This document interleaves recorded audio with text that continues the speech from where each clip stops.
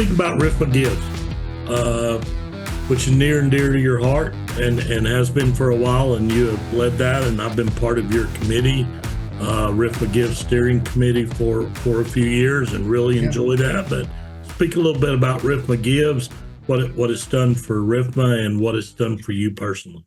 My first RFMA was 2014. And when I hired on 10 years ago, Tracy said, part of your job is to run RFMA Gives. It's like, well, okay, one project a year. I think I can handle that. Which I'm still working on Orlando RFMA Gives, but whatever. On the surface, it sounded really good, but it didn't hit me until I started going out and doing due diligence to try to pick a site in San Diego the first year with Tim Corcoran from Jack in the Box was my project manager.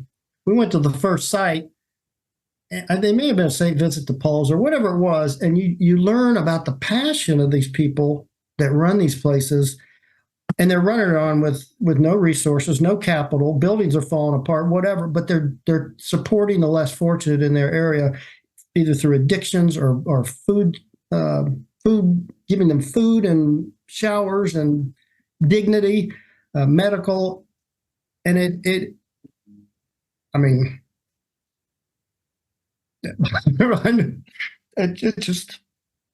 impacted me a lot. Even if we didn't pick the organization, I love going to them and just listening to the people that run these things. So I'd never volunteered a minute of my life growing up. I gave money at church and stuff, but it changed my life, and it's something that I'll be forever grateful and humbled by our members. I mean, our members are they're unbelievable. And Danny, you're one of the contributors that have made RFMA Gives such a success. I mean, when it comes time and we announce a new space, your only question is, okay, so what do you need? I mean, what do you equipment or whatever? And then every year you're sending an oven or fryers or whatever, tables, whatever it may be that they need. And for me, that's my biggest day of the year. So it's a lot of stress and responsibility because that's RFMA's second biggest event. However, the ladies in the office just do a tremendous job in supporting that. And then there's two individuals I have to call out too that have made it so much easier for me. I mean, I have to go there a couple of days early before the event, and that's when everything gets shipped in, the paint and the landscaping, lights, whatever we're doing at that particular for the volunteer day, and start staging it. Well, a lot of times the project managers who have helped me out in their area, they have real jobs, and sometimes they're not available. Well, Lynn Harnischfeger and Dale Spentek, it was maybe 3 or 4 years ago, and they happened to be there early. They came over, they were just driving by. They just wanted to check out this RFMA Gives site, and I'm in there by myself doing stuff. And they said, "Hey, could you use some help?" And I said, "Oh, as much as I can get." And they elected from that point on, they come in early with me, and they helped stage and deliver and run Home Depot several times to pick up stuff that we always forget. And it's made my job so much easier. And it's made the events, the volunteer days, a lot more successful because it's organized so well due to their assistance. And I can't thank them enough. The organizations that we've partnered with they're all great. They're also thankful of because they don't get a lot of help. I mean, they don't get people coming out, and to see 170 people show up and then go crazy painting and landscaping and putting in water heaters and dish machines and whatever. It's very impactful, and I think our members actually get probably more out of it than the organizations we partner with. So everyone is near and dear to my heart. I don't have a favorite. I don't have one that was.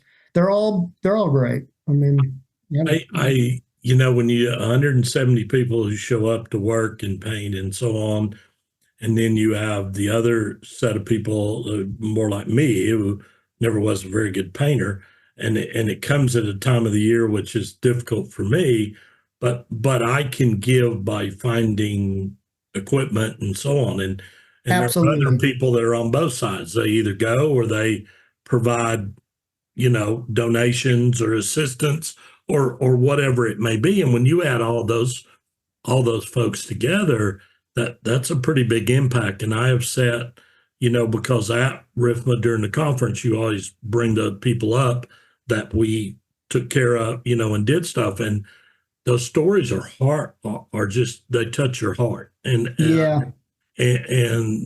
just to see, like you said, we don't do everything, but the percent that RFMA does, what a huge difference it makes for their organization. And I think that's incredible. And I would say one thing, you mentioned Lynn and Dale, and I had dinner with Lynn recently, and we were talking about RFMA Gives, and she was talking about her and Dale and how that got together with you to offer help. And she said, I do it for RFMA and I do it for RFMA Gives, but I really do it for Jeff Dover. and Jeff, that's respect for you of what you've done and lead and manage people, and say, hey, I need a little help here, or can we do this, or picking out the places and finding the list and so on is huge. And the number of people at those facilities that have been touched by you, by RFMA Gives, by all of us who are working this together. But you have to have a leader. But you have to have a leader, and you have led that well, and I know you will miss it. And I've been fortunate to be a part of that for a long time, and it's really a great thing. Really, I had one vendor come up to me. This was back maybe 7 or 8 years ago, and the vendor said, as long as you continue to have, as long as RFMA still continues as RFMA Gives, I will always be a member. We're about out of time here, but I wanted to ask quickly. Everybody in RFMA knows you and lots of other folks in the industry, but can you update us really quick on your grandchildren and how they're doing? Yeah, sure. Thanks for asking, and thank you. I know that you and Robin have been praying, so thanks for that. That's one of the reasons why I'm retiring at the end of May.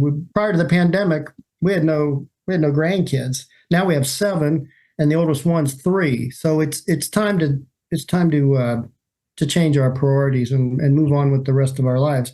But the last babies were boy twins that were born very premature back in July. They were due in middle of October, and they were like 1.5 pounds and 2 pounds. And it's been a real struggle in the NICU with them. They've got to be in a NICU level 4 because they've had several operations and stuff, but they're doing better. One of them is actually about a week or so got out of NICU, and he's home. He still has some issues, and has a way to go. The other one is out of NICU, but he's in a less intensive care one. But he's trached and will be for probably about 18 months for his lung development.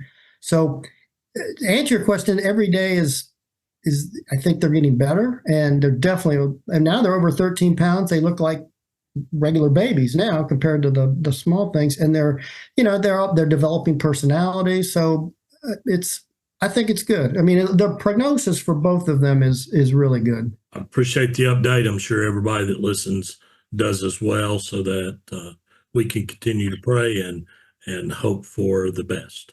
Yeah. Thanks, Danny.